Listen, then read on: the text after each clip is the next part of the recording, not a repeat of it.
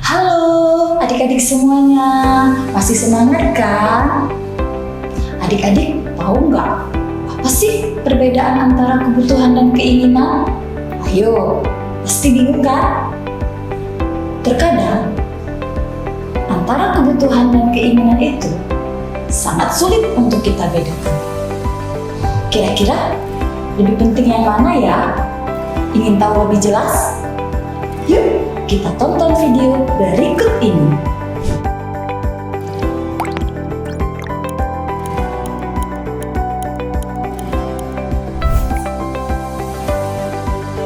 Apa itu kebutuhan? Kebutuhan berasal dari kata butuh, yang artinya diperlukan atau yang dibutuhkan.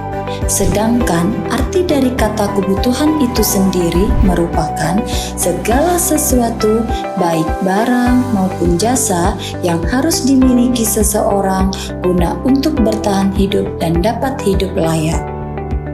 Contoh dari kebutuhan yaitu belanja makanan pokok, minuman, pakaian, rumah, alat tulis sekolah, pendidikan, kesehatan, dan lain sebagainya. Adik-adik sekalian, kalian tahu nggak sih, kebutuhan setiap manusia itu relatif sama. Sedangkan keinginan setiap individu barulah berbeda-beda, karena tergantung kepada pilihan dan latar belakang hidup manusia itu sendiri. Contoh dari kebutuhan misalnya, seseorang merasakan lapar dan haus. Apa yang kita butuhkan saat itu? Pasti jawabannya adalah makan dan minum. Bagaimana jika kebutuhan makan dan minum tersebut tidak kita penuhi dan tidak kita lakukan? Maka akibatnya adalah kelangsungan hidup orang tersebut akan berpengaruh. Apa pengaruhnya?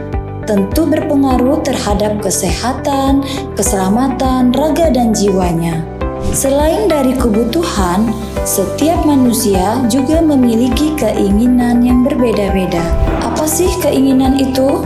Keinginan adalah segala hal yang bisa kita tunda, bisa kita ganti, dan jika tidak kita penuhi, kebutuhan ini akan tetap berjalan serta tidak terganggu kelangsungan hidupnya.